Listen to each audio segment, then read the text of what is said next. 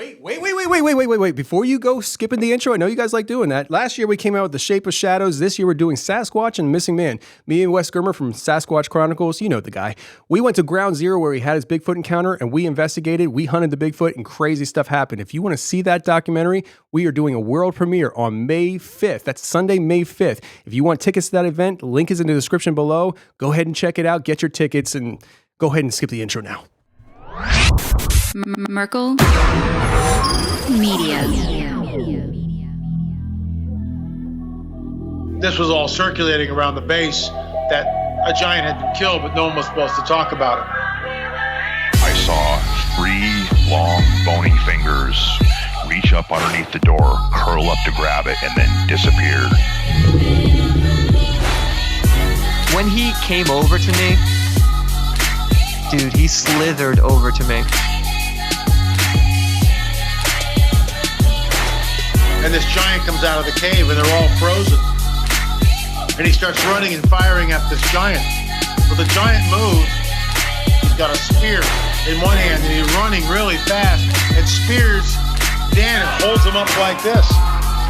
Somebody yells, shoot him in the face, shoot him in the face. They basically decapitate him. Got closer. When he got about 15 yards away from me, I raised that 12 gauge and I blowed his head off. I feel something pulling at my leg, and I look over and there are 2 small gray entities pulling at me. And they're literally, I'm getting pulled off the bed. I reached my hand into this bush and I touched air. Couldn't breathe and I couldn't move because I know I'm seeing a monster.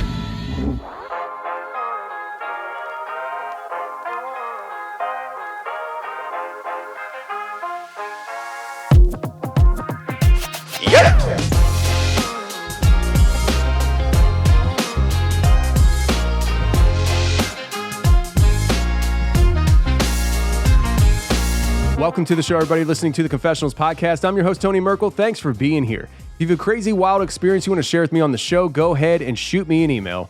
My email address is contact@theconfessionalspodcast.com. That's contact@theconfessionalspodcast.com. Or go to the website, theconfessionalspodcast.com, hit the contact section, and you can reach me that way as well. Either way works for me. Just get a hold of me. If you want more shows on a weekly basis, we got you covered. Whether you're on YouTube or listening on podcast playing apps, we got you covered. Go to theconfessionalspodcast.com/join to become a member if you want access to the Confessionals members app.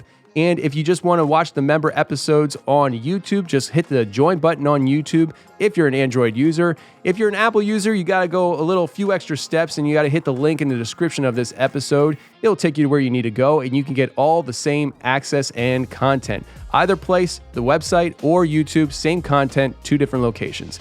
All right, friends, merkelfilms.com is having a new documentary coming soon. Sasquatch and the Missing Man. Me and my team went out to Washington to the Ground Zero location where Wes Germer had his Bigfoot encounters. Very dramatic situation. He hated being up there, but I drug him up there anyways. And you guys are going to be able to see that documentary coming very soon, May 5th. We are doing the live premiere. After May 5th, it will be available on merkelfilms.com at some point, not right away. But if you want to watch the live premiere, the world premiere, you're going to want tickets, and the tickets are in a link in the description of this episode. You'll be able to purchase those tickets and watch the live premiere with everybody else in person. Well, I guess not in person, like virtual in person. You get what I'm saying. You'll be able to watch it live on the interwebs with everybody else. All right, friends, listen. I'm excited about it. I really hope you guys tune in to enjoy the live world premiere of Sasquatch and the Missing Man. And we might have a few extra bonuses coming for you soon to be announced, possibly, if logistically we can work it out. But anyways, we got a great show for you this week. We have Cern coming up today, and this is something that I had no idea about. Like, literally, it was perfect timing. I sat down weeks ago. I had him scheduled even longer than that to record with Pastor Larry Raglin about Cern. And then I scheduled it right away for today. I had no idea that CERN was firing up this week. I had no idea that the eclipse was happening this week. I had no idea that NASA was firing rockets into the sky the same day as the eclipse to curb climate change. I had no idea about any of that. All I did was wanted to do an interview about CERN, and it was just perfect timing. So today we have Pastor Larry Raglin coming on the show to talk about Cern. The conversation is not going to entail the eclipse because I had no idea about it, but it is timely that we are releasing a Cern episode today since Cern is firing up this week. So let's get into Pastor Larry Raglin's conversation with me, talking about Cern, the tunnels opening up, the portals popping open, and the things coming through the portals. Let's get to it right now.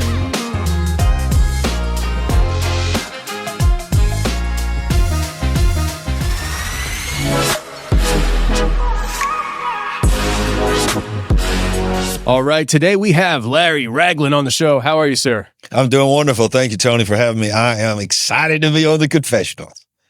Hey, man, I'm glad you're here. So I met you at a media conference last August. Yes, and we were. I think the way it happened was we were in a back room. It was like a VIP room, and the speakers were there, and somebody said something about Nephilim, and I kind of like sunk my head down. I'm like, oh no, it's happening. Yes. I was like, I don't think they said Nephilim per se, but they said something. I was like, this. I hope these people are ready because I don't know any of them, and I don't care if they don't like me. So. Well, I remember that moment vividly, and I think it was Aliens and Giants. And he mentioned it from the platform, but then he said, "Hey, Tony, are you out there, Tony? Stand up, Tony. Tell us about your podcast." Yeah. And I remember thinking, I got to meet that guy. Because he goes, "What's your episode this week on?" And I look at Jack because we plan so far ahead that he's working on things, and I'm already weeks in advance. And I look at him, and I really didn't know what was going out. And I was like, he's like, "What's it about?" I'm like, werewolves. I was like, I don't know, something. Yeah. So it was a fun time, and it was Pastor Alan DiDio, and it was a great event. I'll be there again this year. Me too. If it's just for one day. Actually, at that time this year, I'm going to be hitting. I'll be 3 cities, 3 events I'm speaking at in 6 days, and I'm just like, good Lord. So I don't know how I got myself into this mess, but I got to find my way out. So, but today we're going to talk to you, and you have the show, The Big Picture, on YouTube, and you dive into a lot of different things, off-topic type things that maybe aren't traditionally covered in, the church realm usually. Or I remember you talking about, by the way, you're a pastor, just to let people know. And because I remember you talking about on one of your videos at some point, or maybe you were talking to me about how you created the YouTube channel as not like Pastor Larry's outlet on YouTube, but it was like, almost seems like a whole different thing separate from your quote unquote day job of being a pastor. It's like you kind of take the opportunity to go into other things that you maybe wouldn't go into on a Sunday. Oh, yeah, absolutely. That's why I call it The Big Picture, is because many, many years ago when I was going through something regarding my family, I was outside on my lawnmower and just thinking about some things. I was just really telling God about, how rough my life was and how much I'd sacrifice for him, how we do. And, God's just up there just saying, okay, whatever, just go ahead and give it all to me. You ain't sacrificed nothing. And that's when he dropped it into me. This was many years before we started the YouTube channel. The revelation of the big picture. He just said, look, you need to become more big picture. And the big picture was what you're talking to me about is what you can see, hear, and feel with your senses. But what you don't understand is the big picture is there's so much more going on in this world and in your own personal world than what you can see, feel, touch, smell. And that's the spirit realm. So it just sort of dropped the name Big Picture in me, not really even knowing where it was going to go. And then when the pandemic hit, I built a house during the pandemic, crazy as that seems. I've been in ministry now, same church, this October be 30 years since we planted the church.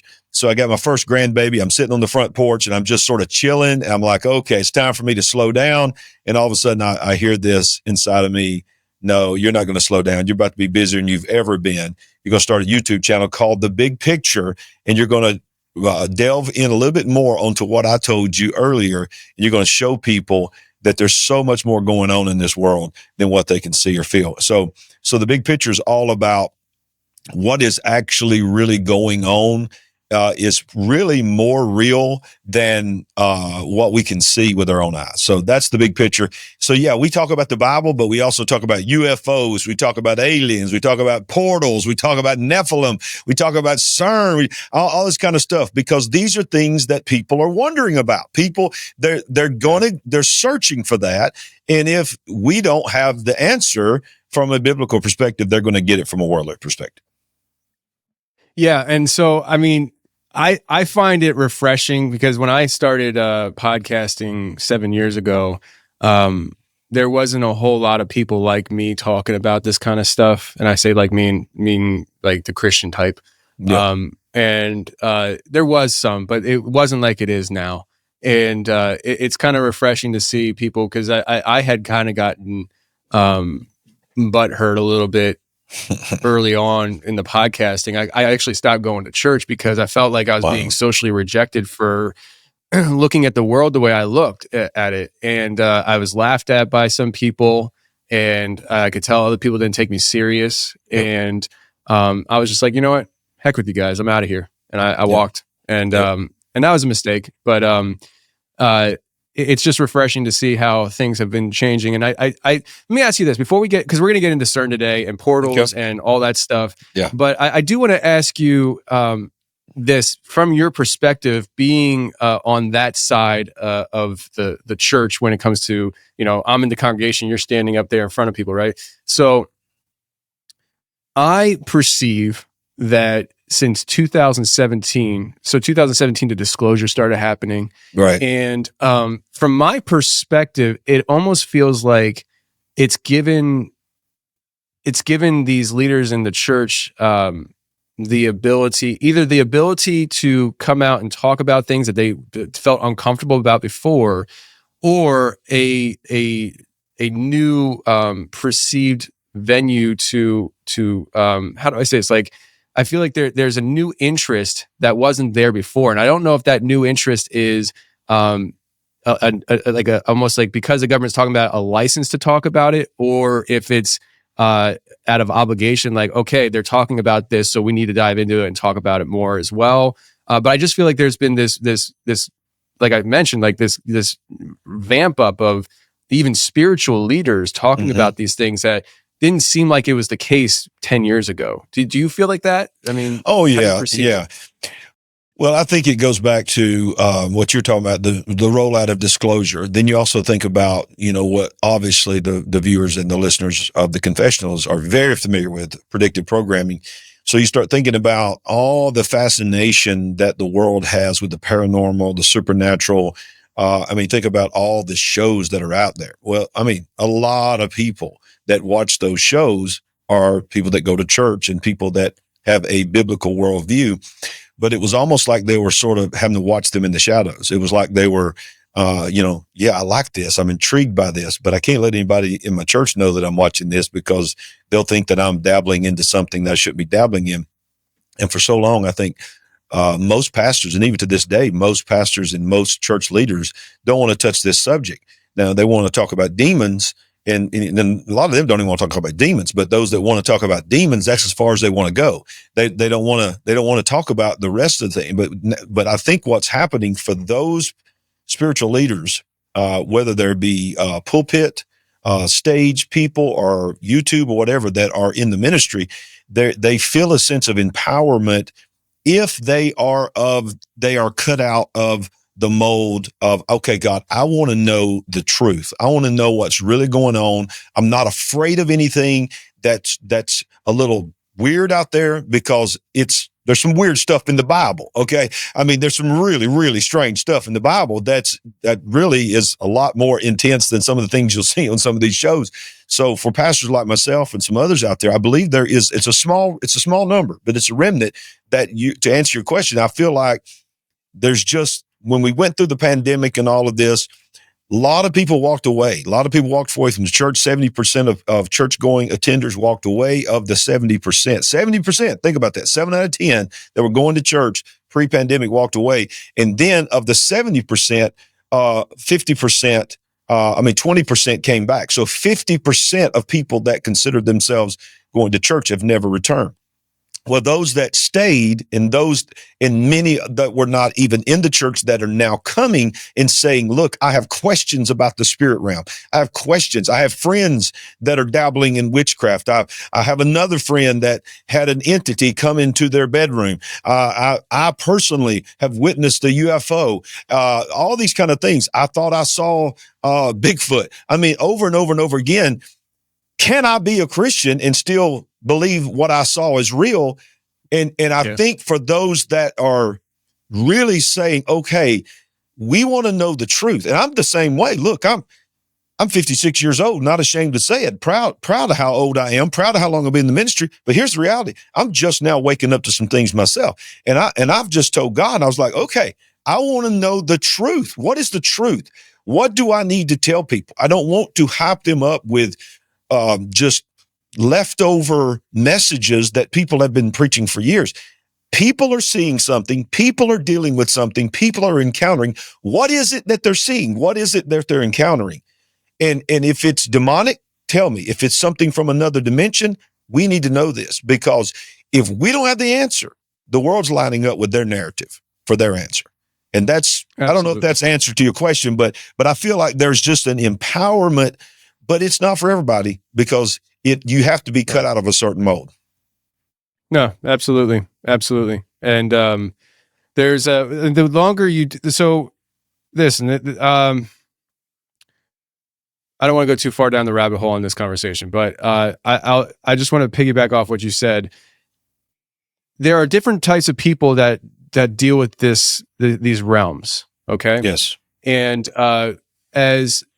as a person like myself and you, let me just take you out of the picture. As a person like myself, I find this stuff very entertaining. I find it interesting. I find it fascinating.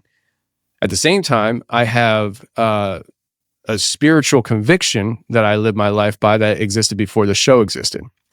And as you look into these things more and more, you start seeing things that maybe you didn't see before that change your perspectives and understanding on things. Mm-hmm. And it would be a lie to myself and those around me if I hid what I feel about these topics from the world out of comfortability. And so, for me, it starts to transition away from entertainment to, this is a real problem. And so, to speak of problems, one of the problems we have in the world today is CERN. I want to bring up CERN after the last 10 minutes or whatever of talking about different things. I want to talk about CERN though. And the realities of what is going on at CERN and what they're doing at CERN.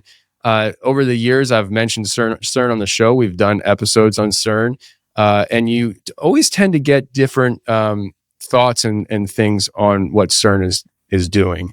I know you did a video on CERN, and I watched it, and it was one of the first times that I heard somebody talk about CERN that everything you were saying, I was like, yep, that's exactly how I feel about it.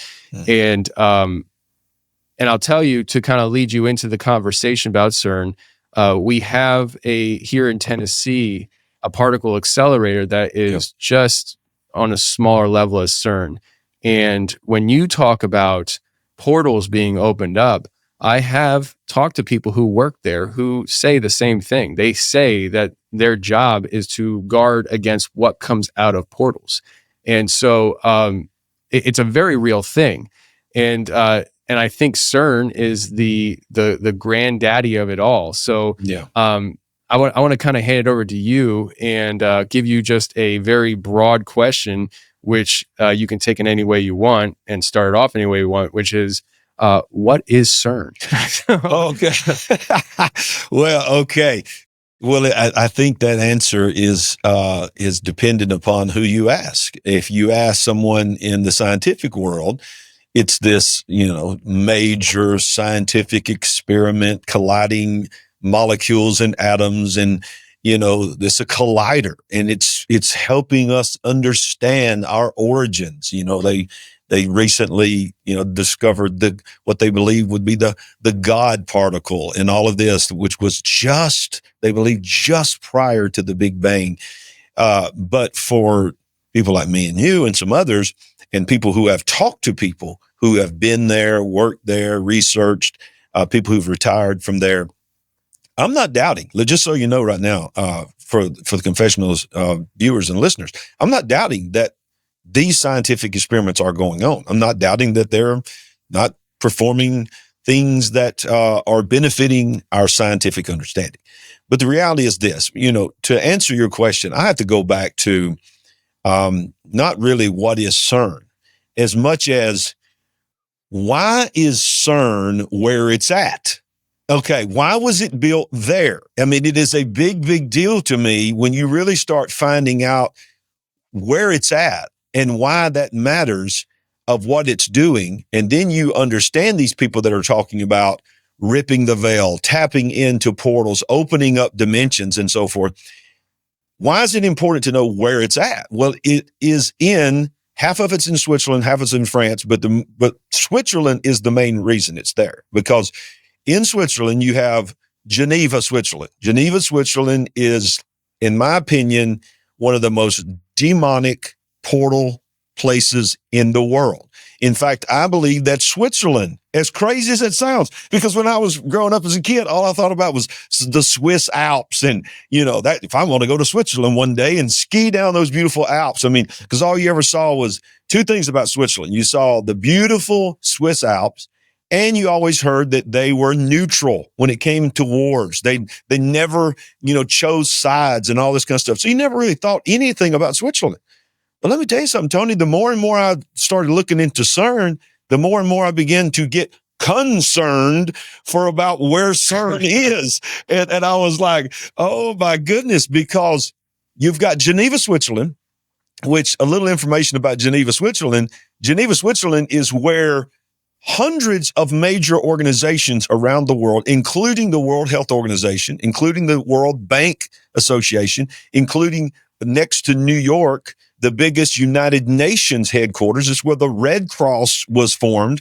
All of this happened in Geneva, Switzerland. Then on the other side of this little town, this little country called Switzerland, you've got Davos, which is where the World Economic Forum is, where the narrative of the world, once a year, they all meet there, all the elite, and quite frankly, all the demonic people who's into depopulation, all kinds of things, the demonic agenda.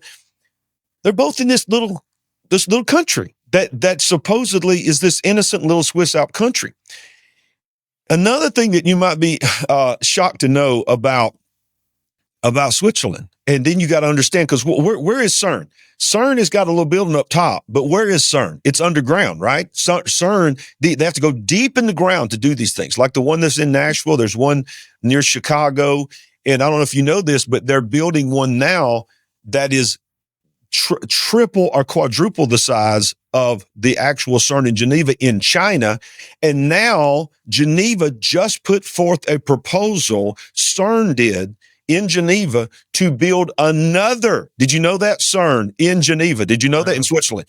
They've already submitted it. I did a show on it. They've got it. They've got the diagram. And get this, Tony, the CERN that they're building, that they've already set the money aside to build, it is absolutely happening, is bigger than the whole country of Switzerland. It circles almost all of Switzerland and then goes into France as well. So here's my question. I'm getting on the rabbit trail here. Switzerland, did you know this, Tony, is the home of the most underground bunkers in the world. In that little town, that little country of Switzerland, there are 375,000 plus underground bunkers in Switzerland. What? 375,000 plus underground bunkers. It is military, it is corporations, and you can watch videos on YouTube. It's very easy to find where people Almost every home in Switzerland has an underground bomb shelter in their house, and many of them are connected. One guy went in and showed a video of one that was, I don't know when it was created, around World War II time. It was big enough to handle tens of thousands of people. He walked in one underground shower that was a big enough shower for 250 men to shower in that one shower. And there's beds, there's kitchens, there's underground generators all over the nation of Switzerland. And when I begin to find this out, I begin to say, oh, okay, there's more to this. There's more to this. Now, you stop me anytime, brother, because when I get going, it's hard for me to stop. Okay, so as I'm looking at, to understand CERN, you got to go underground. And then you understand, when you start looking at Switzerland, you start seeing, brother, there's videos out there. And like I said, all this is easy to find. This is not conspiracy. This is fact.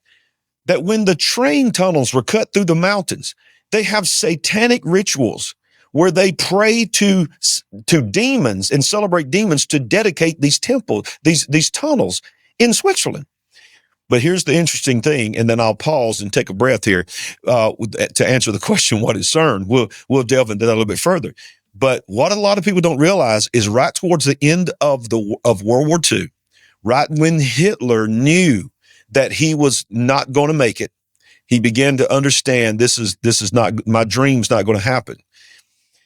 It is a fact that he was about to enter into Switzerland and take Switzerland, but Switzerland made a deal with Hitler that we will, and by the way, also, let me back up real quick. Not only has it got underground bunkers, but all of the Swiss Alps are full of hidden cannons. If you take drones and you fly through there, they're made to look like rocks, and behind these rocks are cannons. And they built all of these thinking that they were going to be attacked by Hitler. Well, Hitler made a deal with Switzerland. And what happened was, that's why all the Swiss banks, people start sending their money there, because it's a secret way of storing money there. And many of those underground vaults store the money.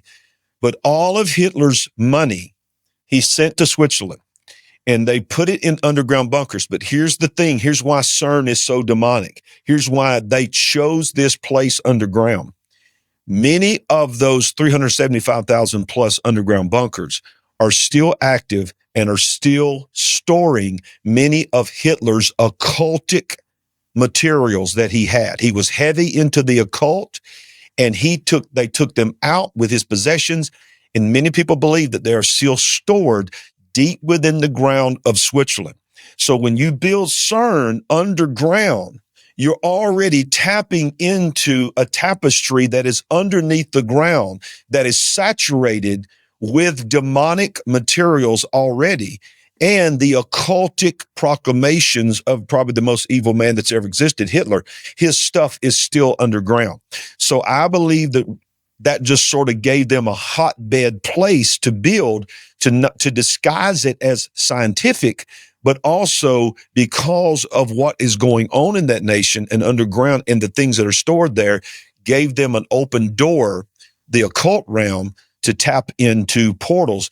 And many, many people have believed that they have ripped the veil, and they have beings have come in and gone. And as I've heard on your show, human beings are even being taken into other dimensions as well. Woo!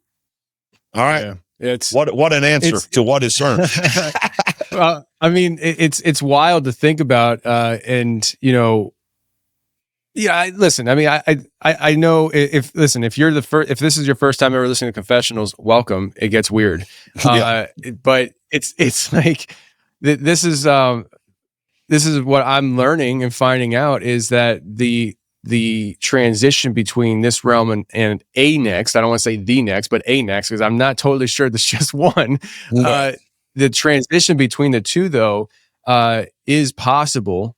It's a two-way door. It's just most people only have the keys for this side.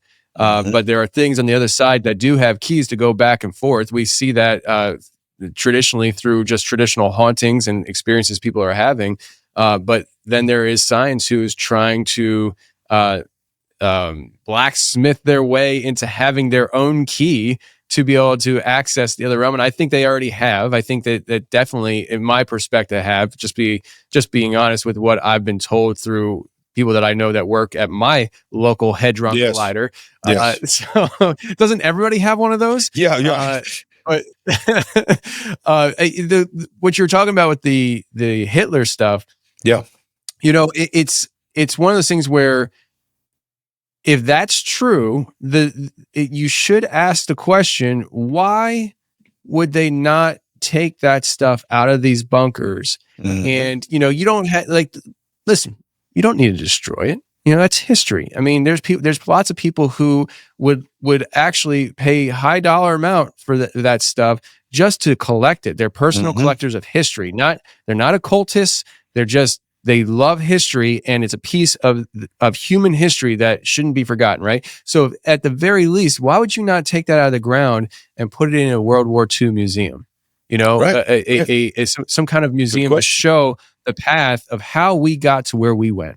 And the fact that they leave it in the ground and they do the things around it, knowing it's there, you do have to at some point say 1 + 1 does equal 2. I think. Then you without a doubt, and then you can't get away. You can't talk about CERN and the demonic side of it without talking about Davos. On the other side of Switzerland, that is Klaus Schwab. This is Agenda 2030. These are the things that the elites, the powerful, and quite frankly, I don't know how much we can say without getting flagged too bad, but there's certain things that they drink, if you know what I mean, that just they think is going to give them eternal life, and they're sitting in that room once a year in Davos, Switzerland, in the same country. Beneath them in Davos is those tunnels, are those artifacts. And the question you ask is, why would they not remove it? It is because I believe, and by the way, if you're watching from Switzerland, I love you. Okay. I'm not saying you're a bad person. I think Switzerland is an amazing place that I would still love to go see, but you got some explaining to do. Switzerland, why you got 375,000 plus underground bunkers? Why are you storing wealth and gold that's being hidden from everyone else, that's being used for bad reasons underground? You got Hitler stuff underground, then you're tapping into portals underground, and then you got Davos over there. So when you put all that together, here's another interesting thing. I know you already knew this, Tony, and I know most people that watch your program, listen to your podcast, already knew this. But it wasn't that long ago when I found this out myself, because it's sort of a hidden in plain sight secret. The question is, who invented the internet? Well, it's Al Gore. Of course, it's Al Gore. No, it's not Al Gore. Al Gore claimed that he invented the internet, but he did not invent the internet. In fact, the internet was invented as a military tool, but the World Wide Web, did you know was invented at CERN? It was invented at CERN, Tony. The World Wide Web was invented by a British programmer in the bottom of when they were building CERN. He needed a way for scientists to communicate. All you have to do is go to Google and say, who invented the World Wide Web and where was the World Wide Web invented? And Google will tell you it was invented at CERN. So you think about this nation, you've got CERN who's building this in-ground collider and for scientific purposes, but yet the most powerful world-altering invention, we're using it right now, is the browser. The ability to take that data and put it in a browser and communicate with each other, show pictures and all of that was invented at CERN in Geneva, Switzerland. So then you think about, it's called the web. He called it the web. Well, think about a web. When you really want to go down that rabbit hole, a spider makes a web not to kill you, but to trap you. And then you get trapped in the web, and the more you fight, the more it just wraps you more around you. And then eventually you give up, and then the spider comes in and gets you. So you start really putting that, like you said, 1 + 1 = 2 together. You got Geneva. You got all the global companies in the world that are based there in Geneva. Listen to this. the World Health Organization, the World Trade Organization, the World Banking Organization, 33 international organizations, global organizations are headquartered in one little town of Geneva, Switzerland. And right beneath all of these world powers is CERN. And at the base of that, the World Wide Web was invented. And then you got Davos on the other side declaring the narrative and the tool to push the narrative to program the whole world to line up with the agenda of the underground demons was invented at CERN. Come on, y'all. Switzerland, you got some explaining to do. Well, I imagine it's kind of like the same thing where here it's like we have a lot of stuff going on that it's just it's outside the normal person's reach. I had been in contact with a journalist in Switzerland. This is going, yeah, it's probably around the time of 2020 when everything kind of went real crazy. And this journalist, I don't know what the laws and all that stuff are over in Switzerland, but they reached out to me on a private messaging app, and I forget how we got connected. It was a really roundabout way, and they were trying to organize with me a way to dump information that they have been trying to release. And every turn that they had taken, they were being shut down within by their own government. And I remember it struck me as pretty desperate because they're reaching out to me, and I'm like, especially back then, I was like, I don't know what I can do to help you. But yeah, I remember our communication was getting shut down. Wow. And they'd pop up somewhere else, and it was like they were just like they would talk to me, and then it would just be the account would be dead, and then I forget what social platform it was, me something or we something like that. I think there was a social platform that popped up real briefly, and they were like, "Oh, this is the next Facebook." I'm like, "Oh, let me hop on there, check it out." And they were on there. It was just it was like this weird thing where. I don't know what ever happened to the person. They're gone. Wow. But they were trying to blow the whistle on what was going on within CERN, or not. I don't want to say CERN, within Switzerland, but with what you're laying out, it seems like CERN is not necessarily an individual entity that we have to be concerned with, but also it's an entity that mirrors many entities, whether it's these global elites to these different governments. And the fact that we have not just one of these, but we have several, and I think there are several in this country, in America. I just know of the one in Tennessee, but you mentioned about China opening one up that was 3 times larger. 3 times large, massive, yes, massive. I mean, that's and then you have to ask the question, Tony, why? Why do we need more than one CERN?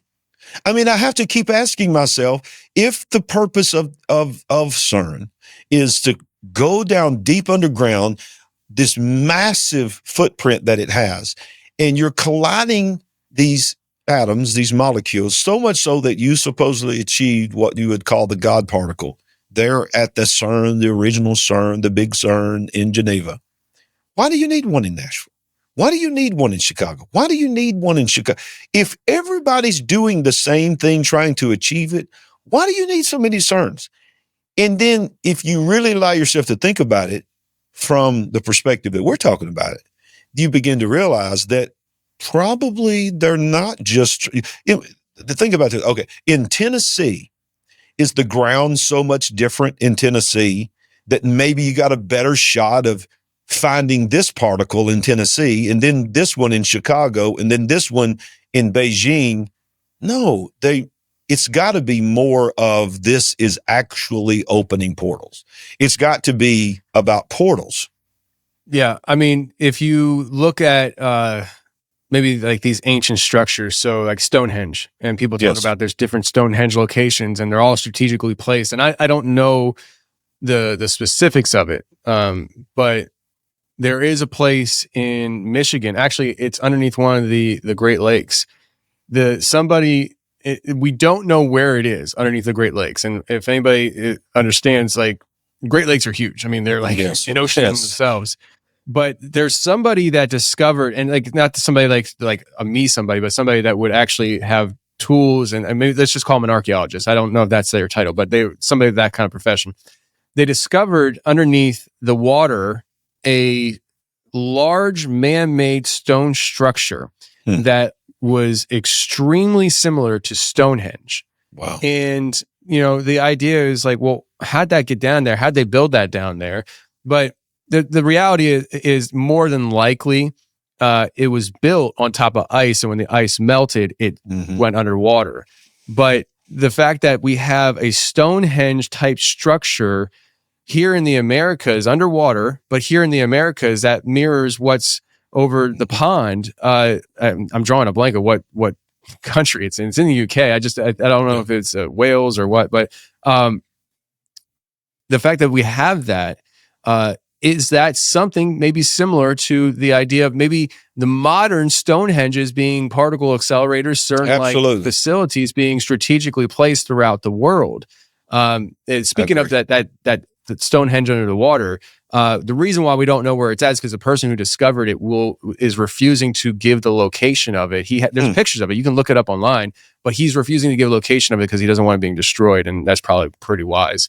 Wow. But anyways, yeah, I mean, it seems like maybe that like we're reinventing the wheel. We see these ancient structures, and you look at Stonehenge. Maybe Stonehenge looked completely different when it was actually in operation, or whatever it is. And we're just dealing with more of a nowadays version of that. Yeah, I agree totally. And you think about pyramids. You think about, how these pyramids, very similar pyramids, are spread out on all the continents, all around the world, when they had no idea, supposedly, that they, were in communication with each other. How in the world does this one mimic in South America look just like what's in different places of Africa and different regions like that? So then you really go down the road of, ancient civilizations and so forth. But I just keep going back to the CERN aspect. The CERN question is, I mean, my simple mind, I'm not a scientist. Quite frankly, I'm not real smart when it comes to things like this, but my simple mind just asks the simple questions. And the simple question is, if your agenda of CERN is to create and find all these scientific experiments when it comes to the colliding of these atoms, and you've achieved just about everything you could possibly achieve in finding the things. You spent billions and billions and billions of dollars to do this. Why do you need another one? Why do you need a bigger one? Why do you need to go right back on top of Switzerland? And I've got the picture that I'll send it to you that they've released, that CERN's corporation released. This was not made up by anybody else, of the actual footprint of the new CERN that's going to be created. It almost touches Davos. It circles the entire nation of Switzerland. And it's going to take, they say, 20 years to build. I mean, my goodness, think of the money that's going to take, the manpower that's going to take. For what, Tony? For what? To collide more atoms? To get more particles? Come on. Look, use your simple mind and ask a simple question. When you add up all the CERNs around the world and all the ones that are planned, you're talking trillions. You're talking trillions of dollars that are being spent underground for something that 99.999% of human beings will never be able to see. It's underneath them. Why? What are you really doing? And that's why I believe that it's not really about scientific experiments. It is about portals. It is about veils. It is about opening things up. In predictive programming, if you follow that theory, one of the things that many in the elite world say is a part of their rule is they begin to have to tell you what they're going to do before they do it, so to desensitize yourself. And you think about, there's an entire generation that's open to portals. All they have to do is watch Stranger Things. When you watch Stranger Things, come on, that place where they tapped into that portal, it's like a miniature version of CERN. I mean, it's CERN. It's the veil opens up, and it changes everything. And then there's an upside down world, which is another dimension. I mean, but now to us, when people talk like we're talking, people just sort of laugh it off and say, yeah, you've been watching too much TV. You're watching Stranger Things, and now you're just making up this whole narrative because you saw Stranger Things. No, it's the opposite. Stranger Things has come out because of the real thing, to try to prepare the world for the fact that there are portals opening up all over this world. Why? You know, when you're a student of Scripture, you go all the way back to, you remember when Jesus was taking his disciples right before he was going to be crucified, the Bible says specifically that when he came to the region of Caesarea Philippi, he stopped and he asked him, who do people say that I am? Now, I want you to listen to me. Don't check out because you think a preacher's about to start preaching. This is powerful. This has to do with Cern, what I'm about to tell you in the Bible. It's going to help you understand what Cern is doing. Who do you say that I am? They said, well, some say you're this prophet. Some say, who do you say that I am? They said, we believe that you're the Christ, the Son of the living God. He said, let me tell you something. Upon this rock, I'll build my church, and the gates of hell shall not prevail against it. Many people that's raised in churches heard that term. But until you go to Israel, you don't fully understand what was happening. I've been to Israel. And in Caesarea Philippi, at the base of a mountain called Mount Hermon, is a giant cave. And in that cave, there is a stone pillar that comes right up in the middle. I have video of it. I was standing right there. That has been there since Bible days. It is carved out in the middle, and there's stains all over it from fire and, quite frankly, if I could be so bold as to say, blood, because that's where the sacrifices happen. It was known as the gates of hell. It was known we would call the gates of hell would be the portal of hell. It was known as a portal, a place. It's where Zeus, the temple of Zeus was at, the temple of Pan, where all kinds of pagan demonic worship would happen. And he stood right there at this cave that was known as the gates of hell when he said the gates of hell shall not prevail against it. So he made sure that he waited till he stood at the portal, what was known in his day as the portal of hell, to say, I know you're scared to death to be here. I know your parents told you to stay away from this because of all that happens right here at the base of this mountain. But I brought you here to tell you, we have something in me, meaning Jesus, that's bigger than this. Then, Tony, what's really wild, that's at the base of Mount Hermon. It was a 6-day journey before the Bible says that he goes to the top of the highest place. And that is what is known as the Mount of Transfiguration. I'm not going to preach that right now. But why you need to know that is because all through history, all demonic portals, one of two things happened. They went underground in caves, or they found the highest place and put their altars on the highest place. The highest place, the highest point in all of Israel is Mount Hermon. The highest place of all places is Mount Hermon. And it is in the book. Now watch this. It's not in the 66 books of the Bible. It's not what's known as canonized, but there is a commentary. Many people believe it. Many that watch this have read the book of Enoch. And in the book of Enoch, it emphatically says that the watchers, the demons, the fallen that would become the fathers of the Nephilim and all of that, and all of you know what that is, all began, they came down on Mount Hermon.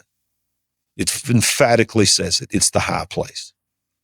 Well, listen to this, Tony. I don't know if you know this. If you Google this, and I challenge everybody to Google this, Google, what is the highest manned, meaning there's people there, United Nations facility in the world. Do you know where it's at, Tony? It's on top of Mount Hermon. Are you serious? They put it on Mount Hermon? It's on the top of Mount Hermon. The highest, and it's, all you gotta do is Google it, and you'll see. Just type in, what is the highest manned United Nations facility in the world? And it will say Mount Hermon. And when you go to the top of Mount Hermon, where the watchers came down, where the Nephilim began, the United Nations built a building right on top of where the watchers came down. You want to tell me that's not a portal? And that's also the place where Jesus stood and Moses and Elijah came down and talked to him, a heavenly portal. beneath it, a demonic portal. That's a hotbed place in the world. So portals are in the Bible. Portals is not something new that people just started talking about when the internet came out. No, they are open places. And Jesus knew that. He took them to the gates of hell, and then he took them to the highest place and said, I'm greater than anything that comes through these portals. Wow. Yeah. I know what you're doing. You Googling, you checking me. Come on, check me out. No, I was making notes and stuff. I love it. I love it. I want everybody to watch this, to Google this, because it's easy to find. When I found out that the highest United Nations manned facility in the world is on top of Mount Hermon, it made me a believer in portals more than anything I've ever done. Is that crazy? Yeah, no, it's wild. It's wild. I feel that's something I didn't know. And it just kind of makes things kind of fall in line. And you're speaking about Mount Hermon and the portal there. And then you talk about up high and down low. Mm-hmm. And one thing with the down low, Cern having the tunnel ceremony that they had. I don't remember when it was. It was years ago, probably like 2016, 2017. Mm-hmm. I know it was around the time I started the podcast. And there's so much, symbolism there, but during the and I don't know much about what I'm about to say. This is all kind of new to me, but there apparently are, let's just call them 9 kings. Now I'm talking to kings as in like little g gods. And I don't know, I don't have the proper terminology, but apparently throughout history, there have been these these king types that have been prevalent throughout history. And there's a guy named Chad Riley who is planning his next documentary and tracking these ancient gods throughout history. What I find interesting is, given just that idea of it, during the building of Cern, there were 9 miners who died throughout the building of Cern. And those 9 miners were paid tribute during the ritual ceremony of the tunnel opening. Yes. And so I'm sitting here and, you can say, oh, well, that was a really nice gesture that they remembered the 9 people who died during the building of it. And just, let's not forget the fallen. Or knowing what we at least what we think we know about CERN and what's going on there, could the tunnel opening ceremony been some type of ritual to usher in the 9 gods into the modern era all at one time? It's something that I find deeply concerning, and that ritual, that tunnel opening ceremony ritual, and when anybody who watches it, unbelievable. You can't walk away from it and say it wasn't a ritual. Like absolutely. like you watch that and it gives you icky vibes. Oh, my goodness. And if you want to say that it's not a ritual, then you have to say it's not a ritual, at the same time acknowledge that CERN has done rituals on their property. There's that video that came out of them doing the ritual on their lawn, and they didn't deny it wasn't real. They denied that it was them being serious. It was them saying I think they came out and said that they were just clowning around, joking. Like that's, again, I've said this before about the scientists at my local particle accelerator, when they said that they openly in 2019 said they were looking for the mirror universe. When we threw our hands up and said, what? They said, oh, we were joking. Scientists don't have a sense of humor. No. So I'm sorry. 2 particle accelerators, they're both playing jokey with the occult. No. I don't think so. No. And so when you see that they did that, and the video comes out of them doing this circle ritual on their front lawn. We know that they have Shiva out there as well. Yes. To say that it's a stretch to say that tunnel ceremony was a ritual, I don't think is a stretch at all. The fact that they're willing to, let's just say at the very minimum, joke about doing rituals, I mean, Yeah. come on. Like when's the last time you went into your place of employment and that day they all decided to joke around and play a satanic ritual? Like, let's just Well, it wasn't just satanic. If you go all the way back inside the tunnel before they went outside for the ceremony, for the really crazy stuff, when they was climbing up the walls and had all the Baphomets and all that inside the tunnel, they were doing some very lewd and disgusting things to each other. I mean, it was like they were simulating, if you know what I'm talking about, while other people was just sitting there and watching, which is all what happens in ritualistic events to Baal and many other little g's, false gods. That's what they did. And so, but here's the thing, from what I understand, and I may be wrong on this, I'm sure that there's exceptions to the rule, but in modern time, Tony, they do that with every tunnel that they have ever done in Switzerland. Why? Why in this cute little, wonderful, sweet little Swiss Alp ski lodge nation do you feel like you can't just open a train tunnel without having ritualistic, demonic activities coming out of the mountain, coming out of the dirt? When that little country has over 375,000 underground bunkers, you have Hitler's occult. No telling, if you have Hitler's occult stuff, what else stuff do you have in storage down there underneath the ground? And then you have CERN, and it goes on and on and on and on. You begin to realize, guys, come on. It don't even take a conspiracy theorist to even begin to think this way. It just takes a little common sense. When you start really looking at the vision of CERN, this is what we're trying to accomplish. You ask the simple questions. Well, okay, then why do we need more? Why can't we make just one big one and just go ahead and make the big one right there in Switzerland, pour all our money, all the countries come together, and let's just all find it right here. Is there something in the soil in Canada? Is there something in the soil in Illinois? Is there something in the soil underground in Nashville? Is there something underground in China? Because you have to ask the question. It's not like we want to spend trillions of dollars to simply duplicate what's already been done.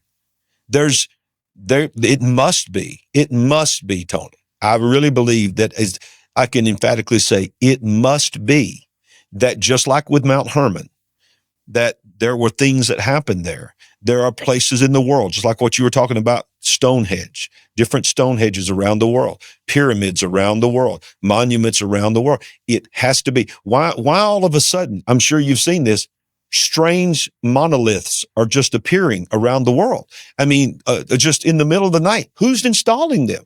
They're putting these monoliths. I saw a picture the other day, just last week. One just appeared on a beach. I forgot where it was, in some country, overnight. Nobody knows who put it there. It's a giant monolith that's there. Wow, what are they getting ready for? Why is every major city in the world has a monolith, including Washington, D.C., and so many other cities in our own country has the monoliths that are in Egypt? Why? Why is there Stonehenges everywhere? Why is there now CERNs everywhere? It must be that they are preparing for something. They are preparing for something. Now, we keep going back because of who I am. We keep going back to Scripture. There are certain watchers that came down on Mount Hermon that are now being locked underneath the ground. They are in prison underneath the ground, that the Bible tells us one day they're going to be released. What if the demonic realm, what if the devil thinks, I don't want to wait to let God loose them? Well, we're going to use man to try to tap into that dimension and set those watchers free before their time. I don't think they can go against what the Word of God says. I know they can't. But that's how stupid the devil is. The devil can think that he can eventually override. So I'm beginning to think that these CERNs, just like in the show Stranger Things, is their mindset is, we can do this ourselves. We don't need God. We don't need all of this. But there are things in demonic entities that we need to help us carry out our agenda that are locked away in the earth. Could it be that Cern is the demonic attempt to rip that veil and set those forces free to freely come into our realm? I'm just asking a question. You're doing more than asking a question, sir. No, I mean, so yeah, Stranger Things is real. I remember when I first kind of started coming to that conclusion and understanding. I don't remember what episode it was, but I remember like the first time I said it on a recording, I was like, oh boy, here we go. I'm going to say something. Like, there's different things that you say throughout the existence of your show. You remember, you're just like, okay, this is leveling up. This is the next level. This is where we're going. Yep. It was like, episode 4 was my first Nephilim episode, and it was like a slow trickle effect from there. But I got to a point where I was like, anyways, so I think what's going on is that, so we're talking about these different locations throughout the world, and there's a real chance that they are strategic, and they're mapping the world with these facilities to do something pretty dramatic, to open up something, to release something. What that something is, I think it could be a lot of different types of things, a lot of different types of entities. And maybe that kind of goes into a good question here as to what could be coming through. I do believe that there are active preparations by humans and entities to prepare for a coming war. Yes. And I think it's a very real thing. I had a guy on from Canada a little bit ago. I had him on for 2 episodes in a row because he had so many things I wanted to talk to him about. And I remember in the second recording, I got to a point where I think these were member episodes. I got to a point with him where I kind of interjected with him because what he was describing was exactly what I would talk about, but it didn't seem like he was connecting dots. And when I brought this information to him, he's like, I never thought of it that way. He's in communication with entities that are using him. He's gone through operations in another realm, and it was to prepare. They're preparing for a coming war. They said to him, "We're preparing for a coming war that we know we're going to lose, but we're doing everything we can to thwart what's coming." It was something like that. And I was like, dude, you understand what's going on here? What entities you're talking to? And he never really connected the dots to it. But he's not the only one. I've been in contact with several people who have had interactions with these other realms, and the communication that's being relayed to them is that there is something coming. And most of the people that I talk to are very confused as to what their experiences are. They're not perceiving it as a dire thing like I would. And given the topic of conversation that we have today, and the fact that portals are being opened at these locations. Yes. You said several times about the demonic. When I think about other realms and things that exist there, and I come from the monster realm. Well, I come from a lot of things, right? Well, I don't come from any realms. I don't come from any realms. Like, that's bad. That's some bad wording. But I come from, discussing monsters and creatures, and I talk about these things piercing veils and coming through from where?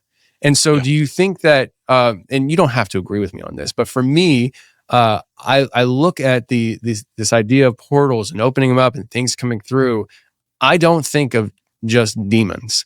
I don't think of just fallen angels. I'm starting to not even like the name of fallen angels. I almost want to call them the rebelled or something like that. Like fallen almost has an implication to me of like they fell as an accident. It wasn't an accident. It was an absolute rebellion.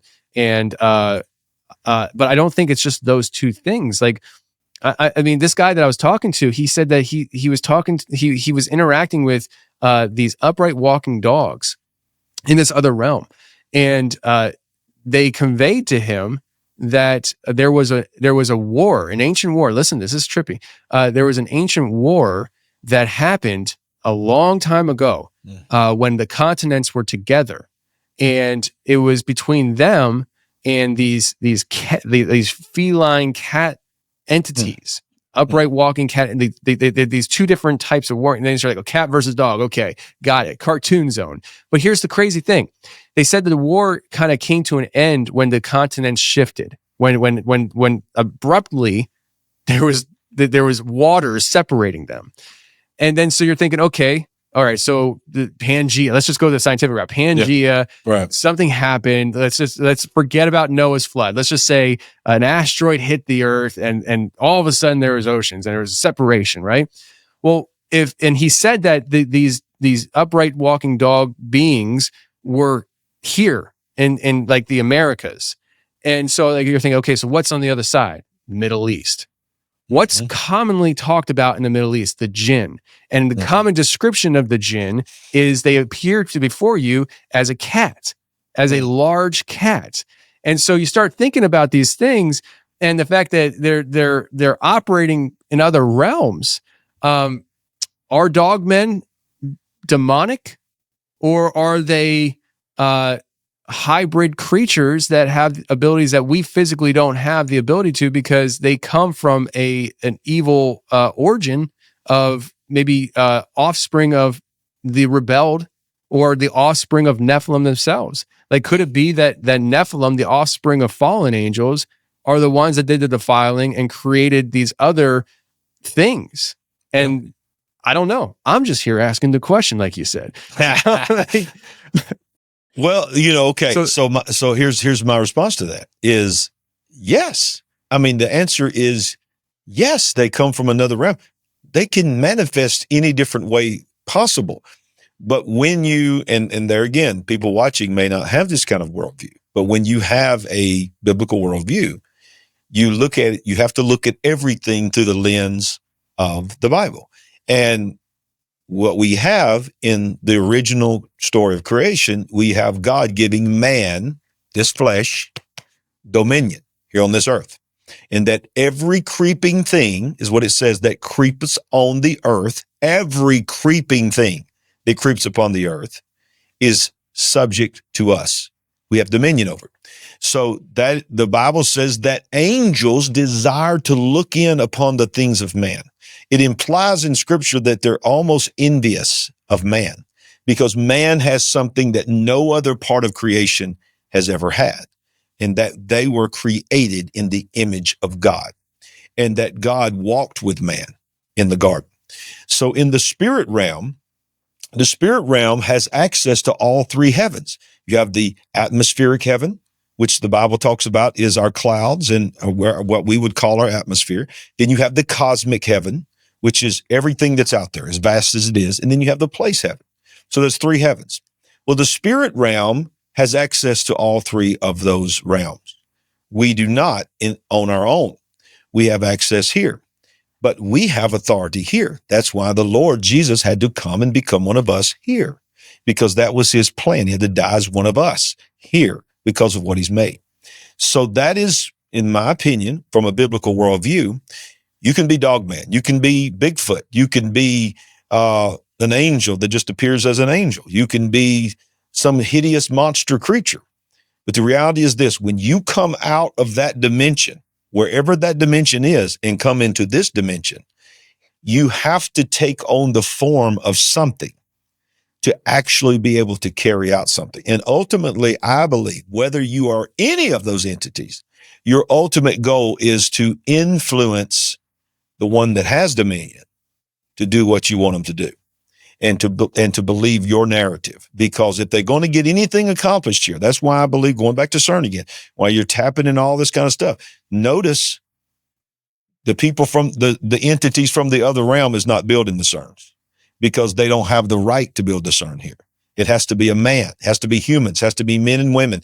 We build them, And when we build them, and when we set up stones, and when we do these things, we are the only one that has the right to give them permission to come into our realm. So we have nobody to blame but ourselves when these entities, in whatever form there are, they've taken on, whatever their origins are. Because I'm with you, I agree with you. I'm beginning to be open more and more and more to not just demonic. That's just sort of a umbrella I throw them all under. I don't mean that they're demons. I mean it comes from that demonic realm is what I mean, is whatever they are. I don't know what they are. I firmly believe that they're very real, and that many of these ancient stories can be true, but also believe many of them could be lies and manipulative things because what are they really trying to do? The ultimate goal is to get us to believe that narrative to help them carry out their agenda. And that's why I believe, and this is a whole nother show here, I know, but that's why I believe that in the midst of all of this going on, Tony, we have the beginning of the rollout of the alien UFO disclosure. And our government is now talking about it. It's just becoming more mainstream, because ultimately, I think what's going to happen is there's going to be a chaotic global event, whether it be in the natural realm, whether it be in a war, whether it be just something massively bad is going to happen globally. And the answer and the savior is going to be some kind of entity, probably in supposed alien form, is going to appear and is going to tell us the truth. I'll say that in quotation. And that truth is, listen, we've been working behind the scenes, underground bunkers, underground facilities and headquarters with you humans for all these years. But now it's come time that we have to come out of secret and we have to tell you the truth about who you really are. We are the ones that seeded you. We are the ones that planted you. You don't have a creator up there in the universe somewhere. It's us. And we've been quietly behind the scenes trying to manage you, but you can't manage yourself anymore. So we're going to expose ourselves and tell you that we are your creator and we are your salvation. We have the cure to cancer. We have the cure to war. We have the cure to the climate. We're going to save it all. And I believe government leaders are going to put them forth. Religious leaders are going to put them forth, and they could take on many different types of forms. But I believe ultimately the goal is to take humanity to the place where we put our faith in the entities that are coming from that other dimension. And more, you're seeing it, Tony. More and more people are open to that. It's shocking how many people would listen to an entity explain the origin of mankind versus having enough faith to believe that God did it.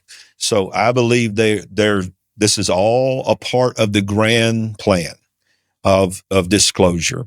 And it sounds crazy, but I've got this vision in my mind. I'm not saying it was a God vision, but I just keep seeing this picture of one day, seeing the podium of the President of the United States or the United Nations, and there being this simulcast video all around the world where someone says, listen, I don't know how to explain this to you other than to just introduce this entity, whatever this being, our friend. And they're going to walk to that platform. Is it AI generated? Is it AI video generated? Is it cloning? Is it real? Probably more than likely, I believe it's coming. And the whole world is going to buy into this narrative. And so when you start seeing that's where we're going, it's easier to start rolling back to the question of CERN, to the question of why are we tapping in? Why are people more and more and more? Think about from when you started your podcast to now, how many more people are seeing entities? It's like, it's becoming an epidemic. Am I right? I mean, it's like, it's on the next level. Why? Because the more now they feel empowered. They feel empowered. No one's standing up against them. Nobody's exposing the truth except for shows like yours. And so the grand scheme is we read the back of the book, we win, but it's going to get very, very interesting over the next few months and even years if we're still here. And you better know who you are in God. Yeah. It's it's a real mental mind game that's being played right now on a lot of sides. And I can see the path of confusion for people. Yes. And I think the people that listen to my show, they hopefully give credence to the fact that there are really weird things that happen in this world that traditionally have not been acknowledged to be possible and real, and that's changing. Yes. And hopefully with that mindset that's changing, because we don't know how long until all this happens. I mean, it seems like there's a sense of urgency right now, but time moves on its own pace. I'm hoping that as time moves forward and these new generations of people come along, parents like myself, I mean, I have young children. I hope that we start raising the kids to, no matter what your world view is, that this stuff is real. Yes. And you have to pay it mind. And I think the whole telling our kids that when they come in the room saying, hey, there's a monster in my room, that we stop saying, no, there's not. You had a bad dream. Because the reality is there could be just a bad dream happening, but there could be an entity in your kid's room that's communicating with them when you close the door at night, and Absolutely. They're terrified. Yes. And I think I saw this on I don't remember what platform, but somebody was talking about this, and he said that when you do that, if your kid is actually encountering these entities, you're gonna dampen and dull their spiritual awareness, their spiritual gifts, their abilities spiritually, and because they're going to brainwash themselves to believe that it's not real, and they're going to train themselves not to see it. And so I just feel like, piggybacking off what you said, the reality of the situation, where this could all be going. I mean, I'm sitting here thinking, man, I'm imagining the Senate floor, somebody standing there in a suit, and all of a sudden they turn into a lizard person. You know, like I'm like, exactly. Who knows? Exactly. So if we could, raise up the next generation to be more understanding of the realities of this world, and the fact that what we have been taught to be just science fiction is not science fiction. It's actually real. Yes, it is. I think generally we'll move forward. I think the truth will sift itself out over time. I think that's the case. And so I think we just need to come to the point where we're more understanding of how real this stuff is, and kind of start there at the baseline. I could talk to you a lot about a lot of different things that you had said, but I'm going to bring it in for a landing. Do you have any final thoughts on Cern, and anything that you want to kind of dump before we run out of here? I don't want to like leave any meat on the bone if you have anything else you wanted to say. Well, the only thing that I would reiterate about Cern is, I mean, I was already concerned about Cern, but when I saw a couple of months ago that they had proposed a budget to build another Cern, not a Cern in Los Angeles, but another one in Switzerland that was 3 and 4, maybe 4 times the size of the one they have now in Switzerland. Knowing what I knew about Switzerland, I'm like, there's only one reason they're doing that. It's because they know something that, quite frankly, most people don't know is coming. It's big.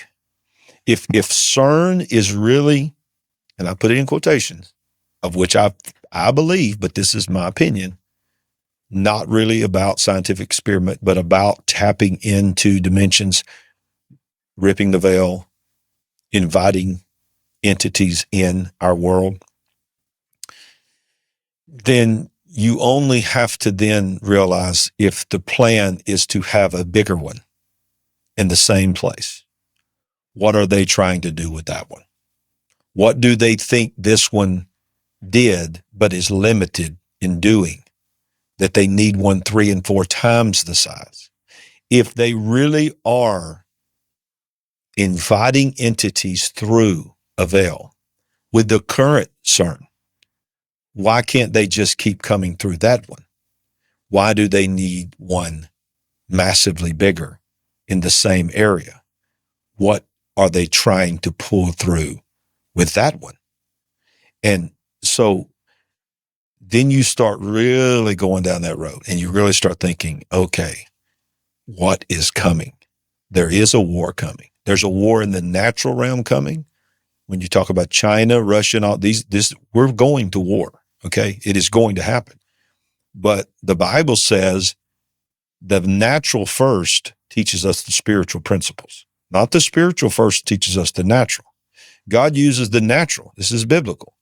He says things like, I want you to be like a tree planted by the rivers of living water.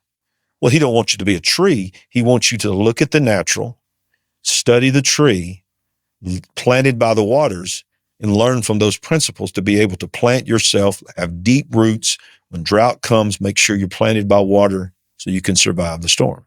So he takes natural to teach us spiritual principles. So when knowing that, you look at what's happening with Cern, you look at what's happening on the global scene, you look at what's happening with the elites and the agenda, and the escalation that is very obvious that we're going towards a world war. Well, if we see the signs that we're going towards a world war in the natural, then what in the world is coming in the spiritual? So I believe that we need to have our head on straight and understand, take care of your family, have provisions for what is coming, because bad things are coming in the natural. But if all you do is have food in the basement and extra water to prepare for what's coming in the natural, but you have not prepared your family for the spirit realm, that's much, much worse. You're not going to make it. So as you said, we got to learn how to talk to our kids. Okay. We don't want to feed fear, but we want to tell them, we want to listen to them, because many of them are having experiences that we just brush off. And like you just said, it's messing up their worldview. And when we brush it off, TikTok is embracing it. Facebook is embracing it. And YouTube is embracing it. And if they're not getting wisdom from us, they're going to get it from the world. And last but certainly not least, understand this. This is not to scare you to death. This is to excite you, especially as a believer, because in God's infinite wisdom, in his entire timeline of events, you go all the way back to Genesis chapter 6, you start learning about Nephilim, you go to Mount Hermon, all that's some weird stuff. But wait a minute. The final generation is going to see things that nobody else has ever seen. When is that final generation? Is it us? Is it our kids? Is it our grandkids? I don't know, but I can tell you this. He has no plan B. If it is us, then he's relying on us to have our eyes open, to be awake. We close every one of our shows on the big picture saying we ain't woke, but we are certainly awake, because we want to be awake. And that's what shows like Confessionals podcast and others like this are doing, to wake you up to the real world, not just the paranormal world, but the supernatural world. There is an enemy. There are good things in the spirit realm and there are bad things in the spirit realm. And you need to be able to know which is which. That's why you need your eyes open with the correct worldview. That's Larry Raglin from The Big Picture. Thank you very much for being here, sir. Thank you for having me.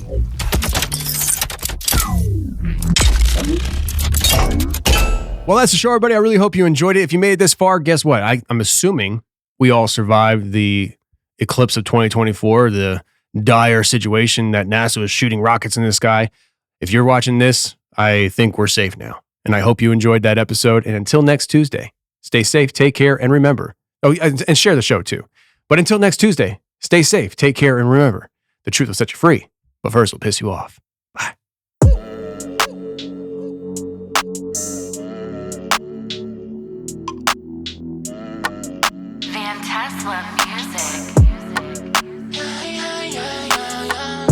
I'm feeling what shocks us does to sin. We just love what's toxic and we binge.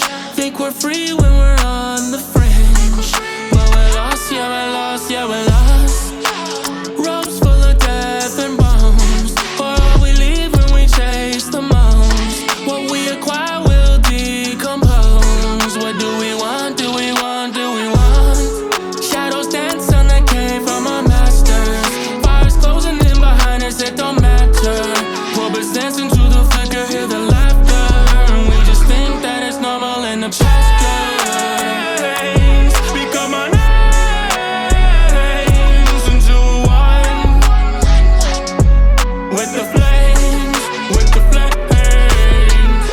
Jesus prayed in the garden while his friends slept. We're just broken pieces to the gold and no missteps. I'm here to break down all your idols ritualistic. If you don't like it, I don't speak in euphemistic terms. The world is run by Charles Montgomery Burns. They keeping it hooded like Cern. They've done it in thirds before the earth was occurred. And all the friction I'm getting is warranted when your chambers don't echo. The insurance needed for what I be saying don't come from Progressive or geckos. And why you popping Prosecco if you ain't putting in labor? I'm taking shots of espresso.